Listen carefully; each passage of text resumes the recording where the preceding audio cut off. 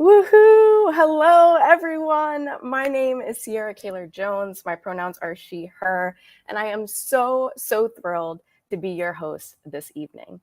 This moment feels completely full circle to me. I actually attended some of the first She's the First summits, and now this is the first She's the First summit to be fully virtual. We are so excited to reach you right where you are on campus and make this conference accessible to folks who may not have the time or the resources to travel to New York City. Welcome, welcome, welcome. My work with She's the First actually started about 10 years ago when I was a sophomore in college. I was an intern with She's the First over the summer, and when I returned to campus in the fall, I was so encouraged and inspired that I knew that I needed to bring She's the First to my campus. Alongside a fellow She's the First intern, Brooke, we co-founded the Rutgers University chapter, and I was honored to serve as president for 2 years. When I graduated, I then served on the alumni board and also as a staff advisor for the George Washington University chapter. It was because of She's the First that I found my own love and passion for co-creating liberatory and joyful education spaces with Black girls in particular, which led me to pursue and earn my PhD in education. Throughout all of these years, She's the First has been a constant in my life. It afforded me critical friendships and a support system. It has pushed me to examine global challenges critically. And I began to recognize how the intersections of patriarchy, of racism, and other forms of oppression were pervasive all around the globe. And subsequently, I began to see how we could disrupt those structures and systems by leaning into the power of girls' education. And so we are coming together at a time where the world feels and is heavy. A global pandemic, climate change and climate injustice, continued racial injustice, Afghanistan, Haiti, and so much more. But Mariam Kaba reminds us that hope is a discipline that we must practice every day. Today, we join in virtual community because we are united in our belief that a better world is possible. We are united in our capacity to practice hope and to take action in service of those hopes. Writer and activist Adrienne Marie Brown said that social justice work is science fiction work because we are dreaming of a world that doesn't exist yet. And even as we navigate our current reality together, we dream and create a better world every single day. There is still possibility amid what seems impossible. There is still hope. And together we work to create a world where every girl is educated, respected, and heard. We can use our voices, we can build community, and our collective action matters because community is at the root of all change. And so the She's the First campus community has been a big source of that hope this year. Despite facing tremendous obstacles, you all have adjusted to Zoom school, took on caretaking responsibilities, supported your families and loved ones, and you've still found time and excitement to advocate for girls around the world. Over this last year, this community has raised $50,000 to support She's the First COVID-19 Response Fund, ensuring that girls everywhere have a chance to make it through the pandemic safe and healthy. You helped secure another $26,000 by making videos and voting for She's the First to win the Project for Awesome for the 6th year in a row. But your impact goes way beyond fundraising. You've rallied your peers to recognize the Girls' Bill of Rights, highlighted the power of mentorship, challenged gender inequality on your campus, taken action in support of the Black Lives Matter movement and voting rights, all while keeping girls front and center. We are so proud of you. I am so proud of you and so excited to have you together to celebrate these milestones. And so I'm really honored to be able to do this introduction. And so to share a little bit of history on how we got here, I'm excited to introduce Katie Riley, the Director of Strategic Partnerships at She's the First. She helped to launch the campus community in 2010 and has been the biggest cheerleader for our campus chapter leaders for over a decade. I've looked up to Katie since my days on campus. And with that, welcome, Katie. Thank you so much, Sierra. You tweaked your intro a little bit and you've caught me off guard, but it just brings me so much joy to see how you have carried She's the First with you through your career, although you are now a doctor. Like, I cannot get over saying Dr. Sierra Kayler Jones. Girl got her PhD. So I am so thankful to have you here, and it has been just such a joy to watch your career, and thank you for being a role model for our campus chapters. Just so incredible. So hello, everyone. My name is Katie Riley. I am the Director of Strategic Partnerships at She's the First, and I am so excited to be on campus with you this week. Of course, not literally, I'm in my apartment in Queens, but in spirit, I am very much at your school on your campus with you this week, and we're going to have an incredible time. A little about me. I just celebrated my 8th anniversary as a staff member here, but I got my start as a volunteer all the way back in 2010. Now, the theme of tonight's ceremony is why we're here, and I want to take a moment for all of us to reflect on that question together. Why, on this Sunday night, when you might have homework or chores or family obligations, why are you here? There are so many things competing for our attention, for our time, our investment, but you chose to be here right now at the She's the First Summit. So take a moment to think about this. What brought you here? What was that spark or that inspiration that got you in our summit room tonight? And if you're willing, maybe share your thoughts in the chat so people can hear what you're up to. When I think about why I'm here, the answer undoubtedly is community. Every single one of us has the power to make a difference individually. But what really sustains me and what has sustained She's the First for over a decade is community. The collective action of people who work together to grow our impact way beyond what any of us could imagine doing alone. And there is no community in She's the First world that is stronger than our campus community. And all of this talk about where we are now and why we're here tonight had me thinking about where we started. So I wanted to take just a quick look back at where we began and some of our memories along the way. Now, you see our slide, the photo quality, a little different in 2010, but the very first campus chapter began in the spring semester of 2010 at Syracuse University in New York, when some of you who are watching now were probably like 4 or 5 years old. At the time, there was no blueprint for what it meant to start a campus chapter. We didn't have any sort of formal application process or materials or any of the systems that you see in place now. But these chapters started forming super organically because students came together in hopes of making a difference for girls around the world.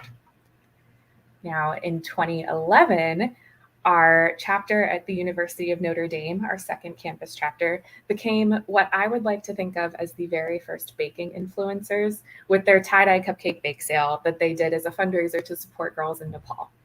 The super colorful cupcakes that they made inspired other students to host their own creative bake sales, and that was the birth of our Bake a Change campaign.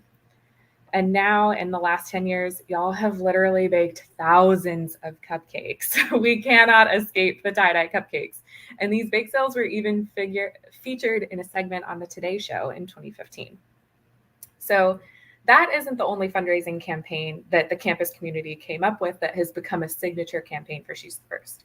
Our She's the First campaign was also created by the University of Minnesota chapter, went on with Temple and Villanova, and has just taken over in cheesy, gooey goodness. Since the campus community began, y'all have raised almost $1 million for girls around the world through She's the First. That impact is absolutely extraordinary. But you've done a lot more than just fundraising. It was the She's the First chapter at Dartmouth University that inspired our global awareness discussion guides that you use in your meetings today. STF members have always been passionate about being informed advocates alongside all of the fundraising and social fun, and you've made waves in your community through thought-provoking events and conversations that are raising awareness about girls' rights. We have always loved watching and cheering you on as you represent She's the First on your individual campuses, but the place where we all come together is here at the She's the First Summit. Our very first summit, surprisingly, looked a lot like this one, with all of our chapter leaders huddled around a computer screen to talk to girls on the other side of the world. We were much, much smaller then, only about 30 chapters at colleges, and we didn't even have chapters at high schools at that point. The summit has grown in meaning and tradition every year, and I could spend a whole day probably sharing my favorite memories. One of the most powerful moments was at our last in-person gathering in 2019, when participants signed their name onto the Global Girls Bill of Rights, which had just been formally presented at the United Nations the day prior for International Day of the Girl. So what I'm saying is this summit is the place where we level up our impact. This is the place where you can build solidarity with students around the world who share your vision for the future. So back to why we're here. You are joining a long legacy of students who are committed to making an impact far beyond just their campus. Hopefully, if you checked your email this afternoon, you received a special note from one of those students earlier today. And by being here, you are showing up as a member of a community of change makers that believes that every girl deserves to be educated, respected, and heard. So my ask of you this week, as your biggest cheerleader, as your number one fan, as somebody who has watched this community grow from a single chapter to the 120 incredible, powerful chapters that are here with us right now today, is that you take advantage of all of the experiences that are offered to you. Join the Slack community, say hi in the chat if you're watching live right now, meet other chapter leaders, share what you're doing on social media, attend the hangout events. There's one coming up right after this opening ceremony. Get to know the She's the First team. We are so excited to meet you. We wish we could meet you in person, but we are so excited to have this week to spend with you now. Take advantage of every opportunity you can. You'll get out of this week what you put into it. And we know that you all are so much more powerful when you work together. So on behalf of the entire She's the First team, thank you so much for making the time to be here. With that, I'm going to hand it back over to Sierra to learn more about what we have in store this week and hear from some of your peers. They're the real stars tonight. Thank you all so much.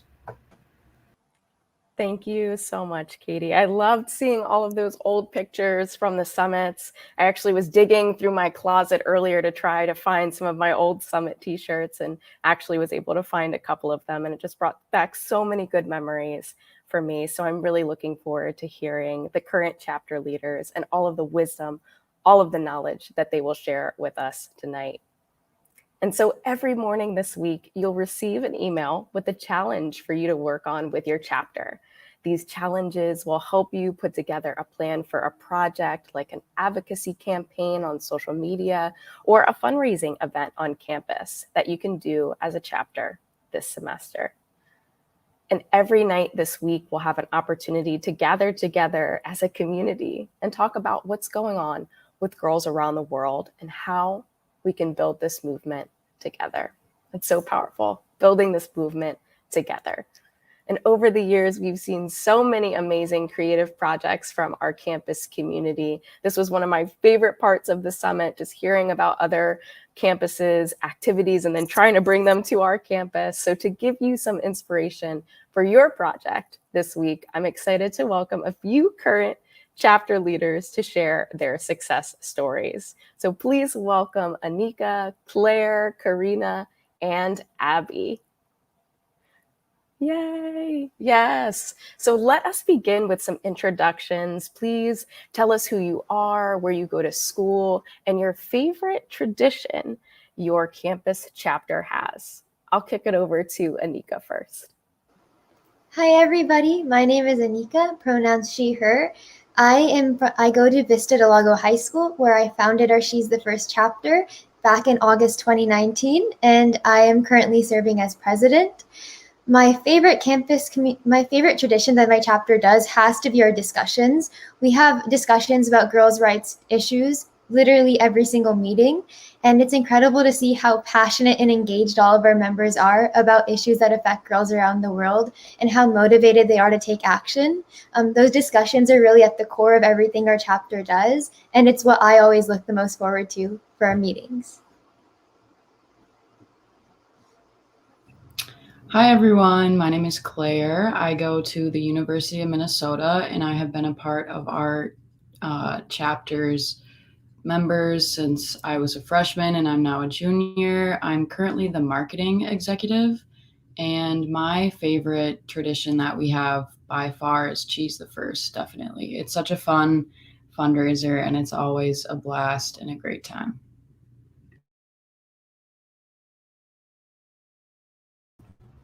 Hi everyone, I'm Karina and I use she, her pronouns.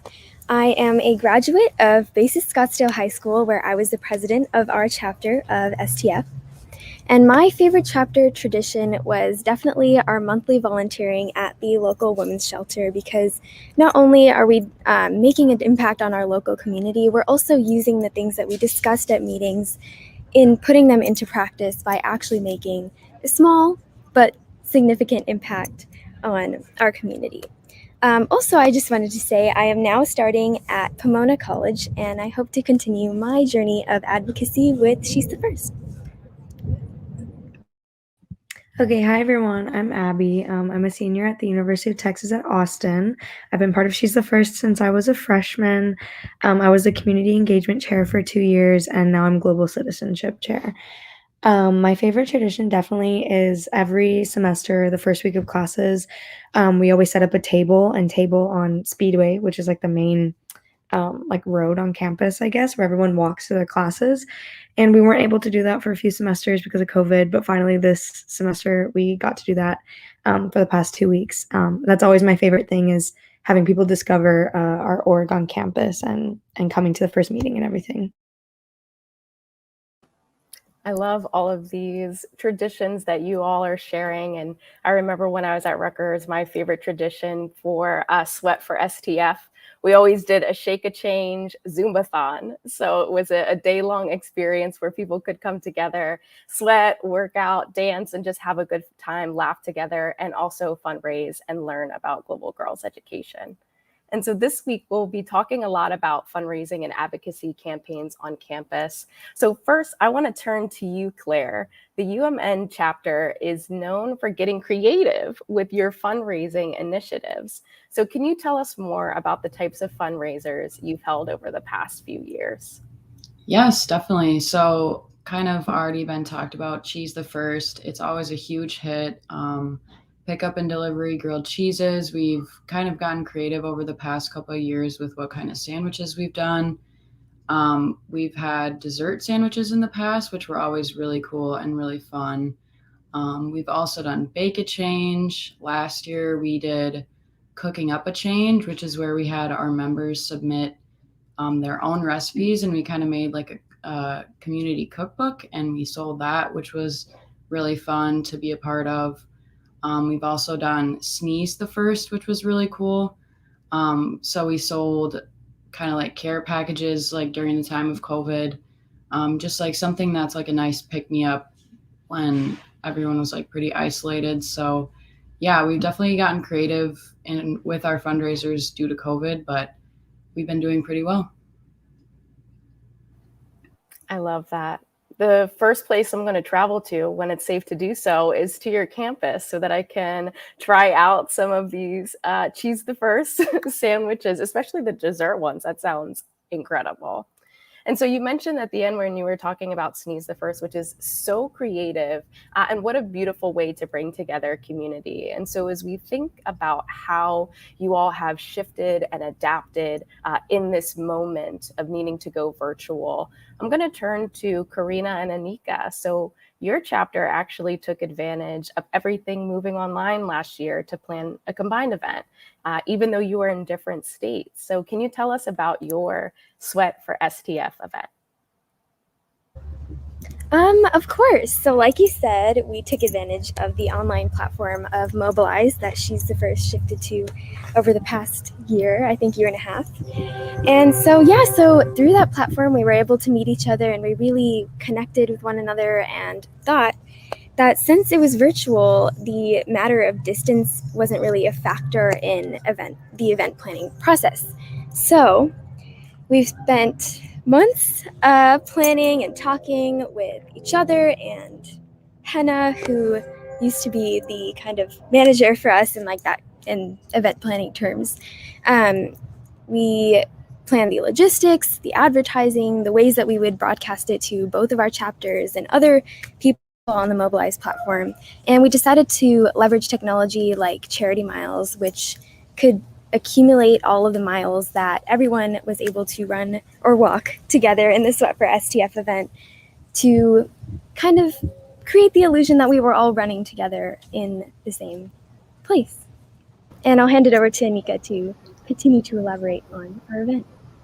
So a huge part of our event was the promotion, because we were working with girls from Arizona, California, and across the United States. So a lot of the activity was happening asynchronously, and we needed to find a way to really build a community while we were coming together for this week of action. So we did so much promotion on our social media, and we reached out to all of our chapter members, and it was incredible to see how many of our chapter members got their brothers, their sisters, their parents, their relatives engaged, and all of them joined our Charity Miles team. And Karina and I wanted a way to kind of measure or quantify the impact that we were having. But since we weren't actually raising physical money, we decided to quantify our impact through the miles we ran. So we set a goal. It was a pretty modest goal because we weren't sure of how much support we would get. But at the end of the week, when Karina and I checked our Charity Miles team, we completely shattered that record, probably like 3 to 4 times as many miles than we had expected initially. So the response we got was overwhelmingly beautiful, and it really inspired us and set the stage for all of the events that we hosted later on in the year. Wow, I'm feeling inspired, and I'm also like, how can I get involved in this too? That's just incredible that you came together, different states, different chapters as a way to really build on community. And I love how you leaned into community and how people started inviting their different loved ones to be a part of the experience. And way to go on completely crushing your goals. And so speaking of crushing our goals and also the process of event planning, I'm going to look to everyone for this question or the answers to this question about what does your process look like for planning these projects on campus? How does your chapter come up with ideas? How do you figure out how to actually bring them to life? And Abby, I'm actually going to turn to you first. Yeah, definitely. So I think our first step really is so we have meetings for our chapter. They're bi-weekly, so every other week. So the off weeks, we have exec meetings with like the officers. So we always try to start brainstorming like the first exec meeting of the semester. We already start brainstorming what we should do for our end of the semester fundraiser, which is normally our biggest one. So we start brainstorming like in the exec meetings, beginning of the semester, and then we'll bring the ideas. We'll have a few ideas. We'll bring them to the general meetings with the rest of the members. And just get a consensus on what everybody thinks is the best idea. And normally, like the general members offer up a lot of good ideas too that we hadn't even thought of. Then we just go from there basically and actually start doing the fundraisers and events.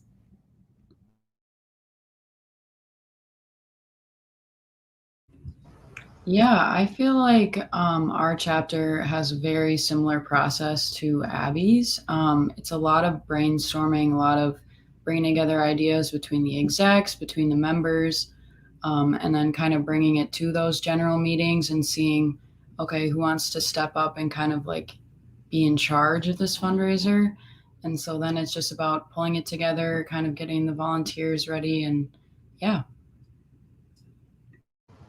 We also take quite a similar process where we brainstorm and ideate first and then bring it to our members so we can see how to carry things out. Our chapter is actually making a shift this year from having the officer team plan our events to having the members themselves really take the lead on the events that they're passionate about. So we'll see how that shift goes, but it's something that's really exciting for the future of our chapter, having these members who come to our meetings regularly to focus and emphasize what they're the most passionate about and leave the impact on the community that they're the most interested and passionate about making. Yeah, and just to kind of like add on to what everything you guys have said, the collaboration aspect of event planning is so crucial, not only to the actualization of these events, but also to build your community and also to ease the burden off of singular people. Because I know myself, I've been super ambitious and trying to get these events as great as they can be, but it can also tend to be a very difficult process. And so I think that not only sharing your experiences with others, but literally doing the work together at the same time, building community, talking to each other, it can make the process more fun and also more successful. I appreciate everything that you all have shared and how you lean into the power of collaboration and shared ideas, and even just the brainstorming and creating space for just general members to be able to share their thoughts and their opinions and perspectives, and then actually cultivating leadership alongside really thinking about planning events and fundraising, but also a lot of the work that you do is around educating your campus community on girls' rights issues. And so how do you make sure that you are getting the mission across in between the brainstorming and all of the creative pieces? What does that process look like for you all? Well, I know Karina mentioned this earlier, volunteering at a local women's shelter. That's also something that our chapter has done for the past 2 years, even throughout COVID. Because at first we would actually go to the shelter and we would help kids with their homework, help clean the house, all of that. But then through COVID, it got really hard to actually feel like we could help. So we would organize grocery drives where we would gather donations to pay for the groceries, and then one of us or a few of us from the chapter would go to the grocery store and we would get a list from the shelter of what they needed, and then buy it, pick it all up, and drop it off at the shelter. And so volunteering has been a really, really crucial part of our chapter, and I think that it's a good way to kind of keep us present in what we're actually the point of our organization is and what we're actually trying to do, which is help women, no matter if it's across the world or in our own local community. So yeah, that's one thing that we do.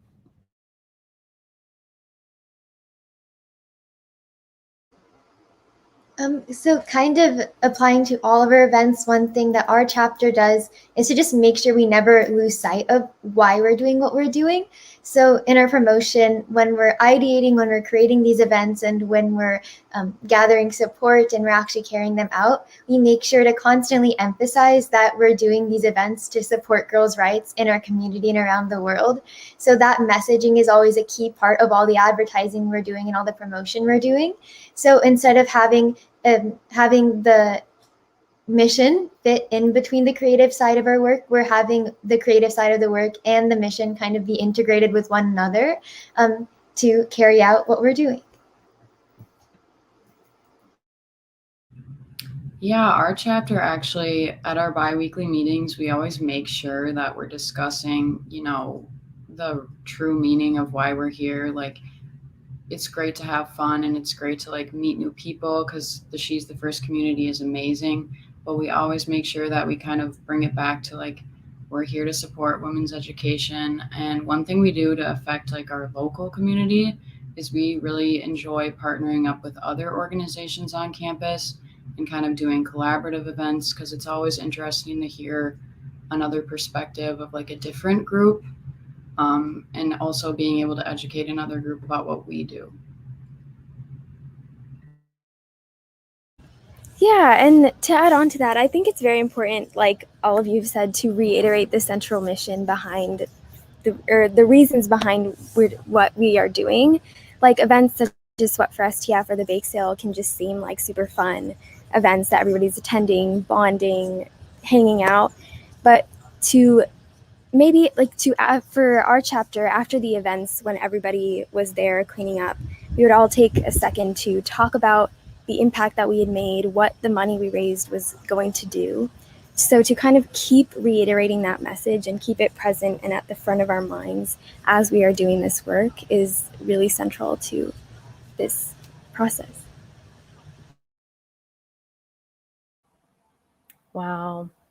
So, what I've heard from you all is how you are led by the mission, and so much of the work that you do bridges the local and the global connections, which is so powerful. And so, as we move into our next couple of questions, we'll actually create some space for questions from the live chat. So, for folks that are tuning in, please feel free to drop your questions in the chat now, or you can put them in Slack to ask them more about your campus experience. But in the meantime, one of the questions that I have is around some of the challenges. So I know that there are a number of chapters that are brand new to She's the First that are probably just getting started. And I know that when we were starting our chapter at Rutgers, that just trying to get people to come to the meetings, to want to be members was difficult because it was such a large campus. And so really thinking about how we could spread the word, and also, as you all have illuminated for us, really just be led by the mission in the meantime.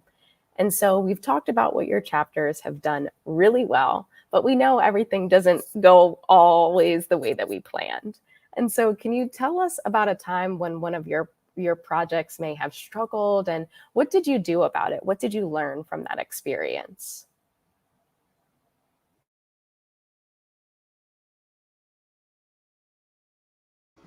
So, like I mentioned earlier, my chapter, we started August of 2019, and all of our officer team, it was our first time ever being in that sort of leadership position. So we spent the first couple of months kind of brainstorming, learning the ropes of leading this chapter, and we had set our first ever fundraiser for March of 2020, and it coincidentally was the exact day our city went into lockdown for COVID. So at the very last minute, our fundraiser was canceled. Everything came to an end. And it took us a while to regroup, and because there's obviously nothing we could do about that immediate situation. But the biggest thing we took out of that was our ability to adapt and find unique and innovative ways to engage with our community, both the She's the First campus community and our local community. So our officer team, we spent months just brainstorming as many ideas as we could for the coming school year. And we were able to come up with some really unique alternative options when we were completely virtual for the school year. So we collected holiday cards for our local Boys and Girls Club. We did college conversations panels, a lot of bonding events focused on building the community while we were virtual, so we could translate it to create an even stronger community when we re-entered campus. So having that setback was obviously very disheartening at first, especially since it was our first fundraiser, but it allowed us to adapt and innovate and create our most successful year that we were able to have.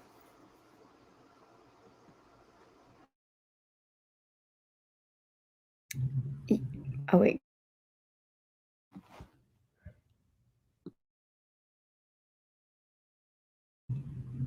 I was just going to say that I feel like adaptability is really important, especially in the time of like we're transitioning from fully online to like maybe partially in person, but it's still maybe not like the best idea to do, you know, a bake sale because there still is a pandemic going on, even though classes may be in person. So I just feel like adaptability and being able to really try to pull as many ideas out of your chapter as you can. I know that we kind of struggled in the beginning of last year coming up with fundraiser ideas, and we were able to actually come up with some super fun ideas and super great fundraisers. So I feel like just being able to come together when things get tough and be able to just kind of pivot and change pretty quickly is pretty important. So Yeah, I think adaptability is really, really important, like you both said. Whenever I first joined the chapter at UT, it was still fairly new, probably like only a year and a half old. And UT is like a huge campus with 40,000 undergrad kids, so it's so hard to make your org known, because there's so many to choose from. And I remember one of the first fundraiser that we did, which was going to be like a brunch where we had a lot of things. We were supposed to have a lot of things donated. It was really hard because we weren't really known that well on campus, so it was really hard to, sell tickets and actually make a profit on everything for that fundraiser. And yeah, we just had to. I mean, we obviously didn't make a lot that time, but it helped us learn, how to strategize better for the next fundraiser, and just being adaptable, being able to change and learn how to work within the community that you're in is really important. Yeah, all of us have been speaking about the transition into and out of the virtual element. And not only did it affect the fundraising events aspect of chapters and stuff, but it really affected my chapter in terms of recruitment. At the beginning of the year, we were trying to get the word out virtually, and through our social media platform, and we only ended up getting like a single-digit amount of members. And so that was really difficult. And so we used our resources and tried to adapt. So we created a video that was explaining the point of She's the First and the intrigue and the benefits of being a member and the impact that you can have and the community you can be a part of. And we actually asked all of the teachers that are part of our community to show that video to their students, and that actually boosted our membership by a lot. And so I think by taking advantage of the resources that are available to you, you can push our mission so much farther than you would have been able to think. I think you just need that adversity sometimes to push you that extra mile. Wow. Such great pieces of advice for all of the campus leaders that are tuning in. And so as I wait for some more questions to come through the chat box, through the comment, I have a question for you all that I'd like to ask and follow up. And so in your experience with She's the First, what is something that you have learned, either learned about a topic related to girls' education, maybe something you learned about yourself, maybe something you learned about your community that you are going to take and hold close to you forever?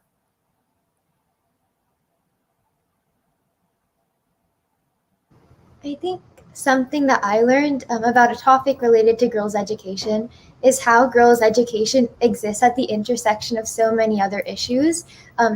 I always thought of girls' education before joining She's the First as this kind of isolated concept where educating a girl is educating a girl in her community, and it's left at that. But after all my work with She's the First, all this additional learning that I was prompted to do by my work with She's the First, I realized that educating girls is really at the core of everything in our communities. So countries' resiliency to climate change is tied to girls' education. Economic prosperity is tied to girls' education.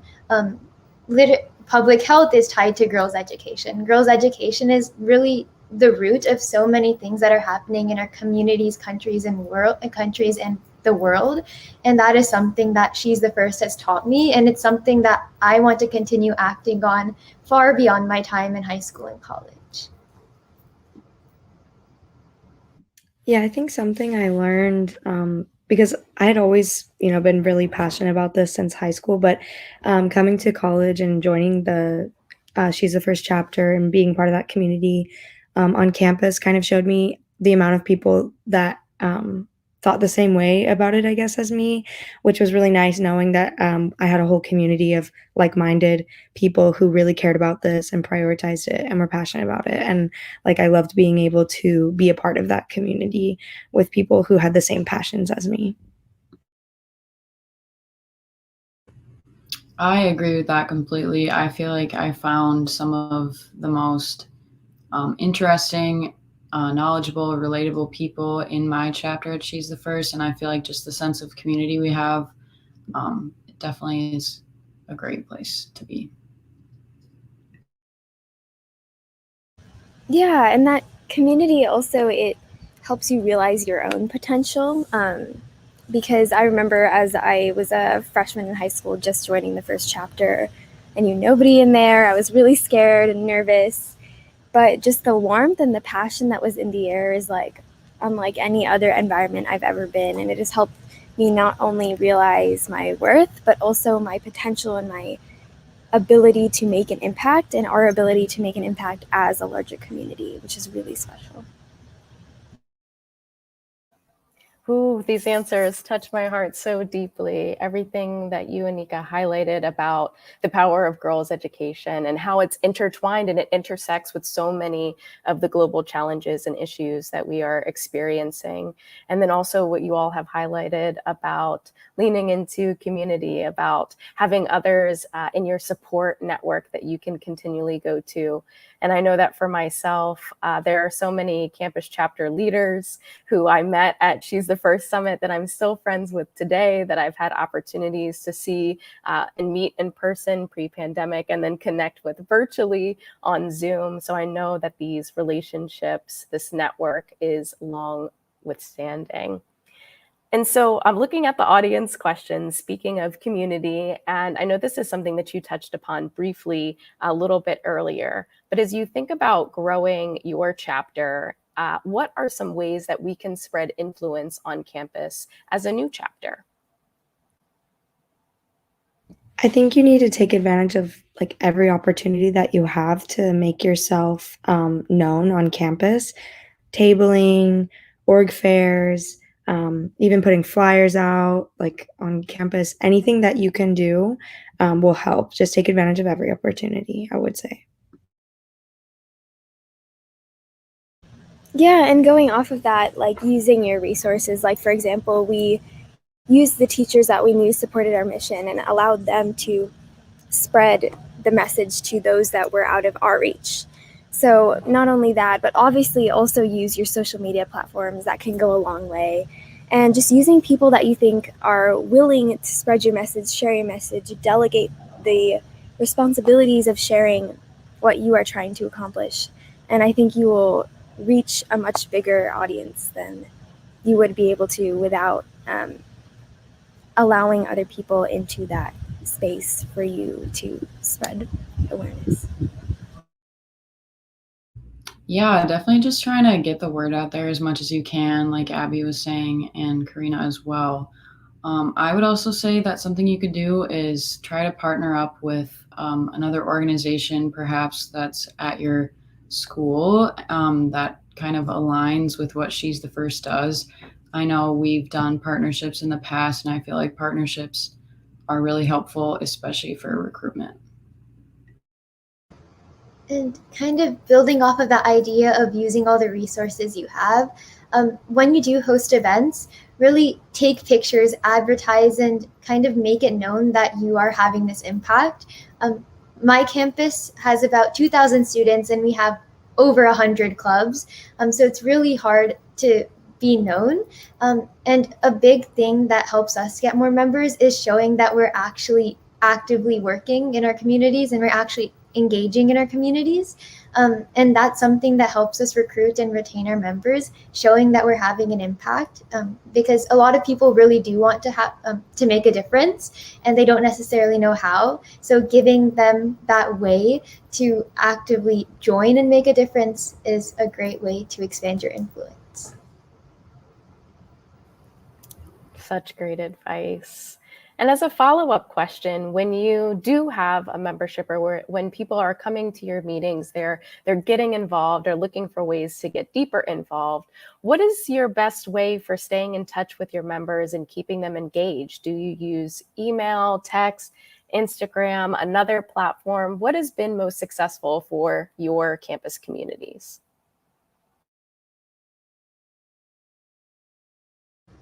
So my chapter, we use something called Remind to share announcements. And then we use Discord to have general casual conversations. And then we're also all on the Mobilize to see what the She's the First community as a whole is doing. And then of course we use our Instagram to advertise and promote. So kind of tapping into the different levels of engagement is how we're able to maintain that sense of community and stay in touch with our members.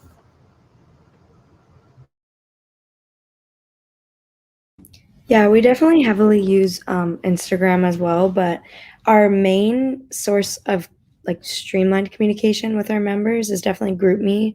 We put everything in the GroupMe, and then every time a member has a question, they always put it in the GroupMe, and all of us officers will be in there to answer any question they have.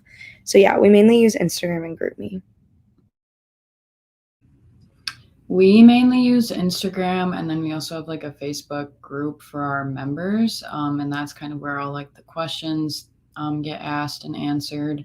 And then we also send out a weekly email newsletter type of thing, and that's where all the big reminders and big updates go. Yeah, so for our chapter, a lot of the things were parallel to how school would function since it was virtual. Our school was only allowing clubs to use the platform that the school was using in order to host events or meetings or spread announcements. So we used Microsoft Teams. And I do believe that helped because all of the members were checking that constantly because of their homework and everything that was due. So maybe if you can coincide your reminders and stuff with something that your members would constantly be checking to make sure that they're always aware of what's going on so that they don't miss out on anything, that can be really helpful. But like I said, we didn't really have much of a choice. It was just lucky that it ended up working out. Thank you for sharing those. I really appreciate how you all have highlighted the different needs of your community, right? So as you all were talking about earlier, to go where your community is, meet them where they are. And so how important it is to see that we all have different ways of engagement and of communicating with one another. So for those that are tuning in, folks that are tuning in, those campus chapter leaders, maybe even take a poll of your membership and ask them, what works best for you? Does a Facebook group, does a GroupMe work best for you? Does email communication work best for you? To really lean into how your community wants to receive communication from you. So all very, very great ideas. And so last audience question, we talked about earlier how you all really lead with the mission in your work. And so what are your go-to resources for staying informed? And how do you decide which topics to discuss as a chapter? So since I'm the global citizenship chair this semester, I actually pick the topics for the discussions. So I guess for the first part of the question, go-to resources for staying informed. I would just advocate for reading the news every day. That's what I do. You can pick whatever different news. Oh no, did it stop working? You're back. Okay, good. Just pick whatever source you prefer, but just getting a balanced intake of news, I guess, so that you can know what's going on. And there will almost always be some sort of headline or article that is affecting girls in some way around the world. So what I do every week is I pick a news article that I found whenever I was going through the news that I thought would be relevant to our chapter. And then I will just, put some quotes from it on the slides in our general meetings. And I kind of just let the members take hold of the conversation, in whatever way. Normally they have comments or questions about it, and then it kind of flows naturally from there. But that's the way that we do it.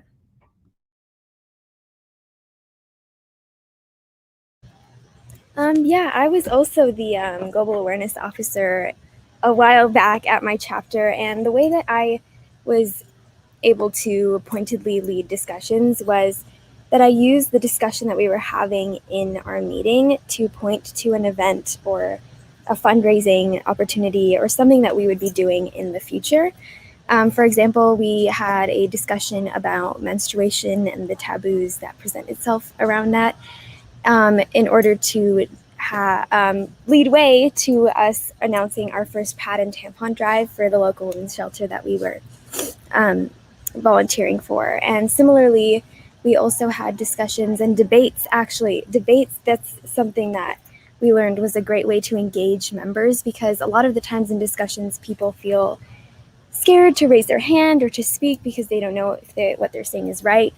But debates, we found splitting the people into sides and having them engage with the topic in that kind of format was very useful in also seeing both sides of an argument, even though we might agree with one or the other, but just to broaden our perspectives and also to engage people in the discussion more. And so that's a format of discussion that we found is really helpful, but also in choosing a topic, I think something that leads up to an event that you're planning can also be very impactful.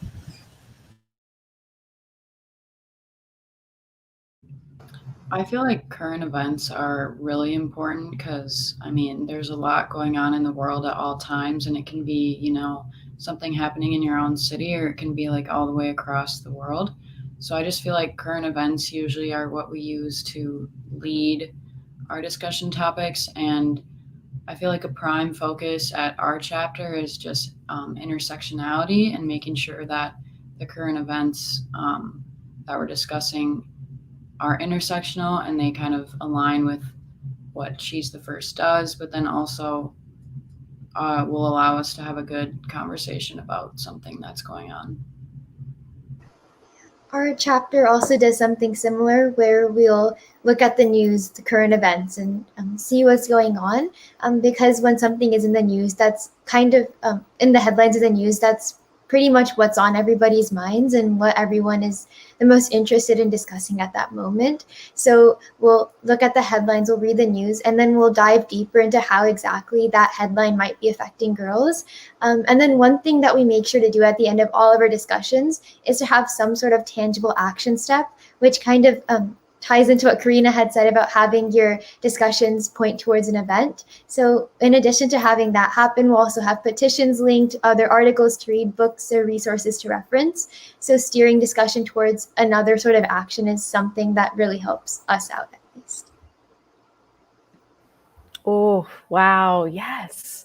Taking that theory and turning it into action, taking the conversations and actually turning it into action. And like you all have highlighted, how every issue as it comes up in the headlines is intertwined with girls' education in some way, shape, or form. And even just having those critical conversations about how that shows up. And so thank you all so much. I'm feeling so inspired and so encouraged and so motivated by the work that you are doing. So thank you for the work that you do and just for the people that you are. Thank you for sharing your learnings and your experiences with all of us tonight. And so to wrap us up, what is one piece of advice that each of you would give to all of the chapter members that are watching right now as they begin this She's the First Summit week? I would say my number one piece of advice is building relationships within your chapter. I think that that's extremely important. As we've all mentioned, it can be really overwhelming on college campuses to find a community. And I think we all want our She's the First chapters to be a welcoming place for anybody to join if they want to. And so I always place a lot of emphasis in creating relationships with people and knowing that we're not just there to fundraise and do all of these things. We're also a group and a community, and we should be able to come to each other if we need to. So I would say that that's really important. Yeah, and to branch off of that, it's really important to engage with this global community as well. She's the First fosters such a sense of togetherness and collaboration that I feel very lucky to be a part of. So I highly, highly encourage you to take part in this collection of passionate individuals that you will learn from and do things together and act upon your common goals with. So I highly, highly encourage you to take part in this global community that has now come together over this time. Yeah, I would say don't be afraid to share your ideas, whether it be about a discussion topic, whether it's for a fundraiser. Step up to the plate, and I promise, your ideas will always be valued, and honestly, it can lead to some really big things for you and your chapter. And also branching off of all of that, what's really beautiful about the She's the First community is that we're all brought together by our commitment to girls' rights, but each and every one of us is shaped by such diverse backgrounds and experiences and cultures and values. So put yourself out there, but also take a step back and open yourself to learning from others and learning from the experiences and perspectives of others, because that'll help you build these really important, valuable connections within your chapter and beyond. And it'll also enrich your advocacy and work, which is the first, and it'll just enrich your perspective as a person. So put yourself out there, but also be open to learning and listening. Ooh, connection, community, collaboration. Wow. Thank you again for sharing your expertise, for sharing your wisdom, for sharing your ideas with all of us. May we please give one more round of applause and thank you to Abby, Claire, Karina, and Anika. And you'll actually see Anika again soon for our community icebreakers and game night at 7:15 p.m. Eastern Time tonight. And so as we get ready to close, thank you to all of you who are tuning in from your campus, from your home, from your community. We hope that you are leaving tonight inspired and ready to bring your big ideas to life this week. As I told you earlier, I was in my closet looking for my She's the First Summit t-shirts, and the one that I found was from 2015. And on the back of the t-shirt, it says, "If not us, then who? And if not now, then when?" by the late and great ancestor, John Lewis. And so each of us has the power to create change. And we're even stronger when we lean into community, connection, collaboration. We can do so much. We have to continue to lean into hope, to continue to dream and create the future and the world that we all deserve. One where girls are heard, valued, and respected exactly as they show up in the world. Together, we are building a movement. Thank you all so much and have a great night.